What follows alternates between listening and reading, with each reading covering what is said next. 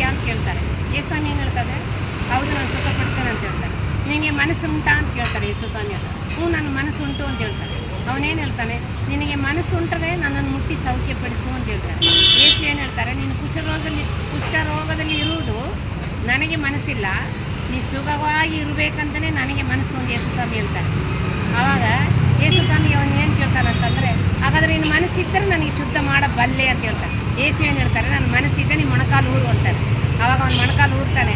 ಯೇಸು ಕೈ ಚಾಚಿ ಅವನನ್ನು ಮುಟ್ಟುತ್ತಾರೆ. ಮುಟ್ಟಿದ ತಕ್ಷಣ ಅವನ ಕುಷ್ಠರೋಗ ವಾಸಿಯಾಗುತ್ತದೆ.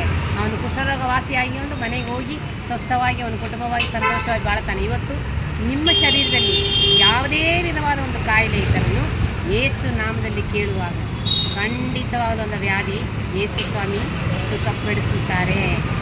ಯೇಸುಸ್ವಾಮಿ ಹತ್ರ ಕೇಳಬೇಕು, ಅಪ್ಪ ನನ್ನನ್ನು ಸುಖಪಡಿಸು ಅಂತ ಕೇಳುವಾಗ ಅವರು ಖಂಡಿತವಾದ ಸುಖ ಪಡಿಸುತ್ತಾರೆ. God bless you. Praise the lord.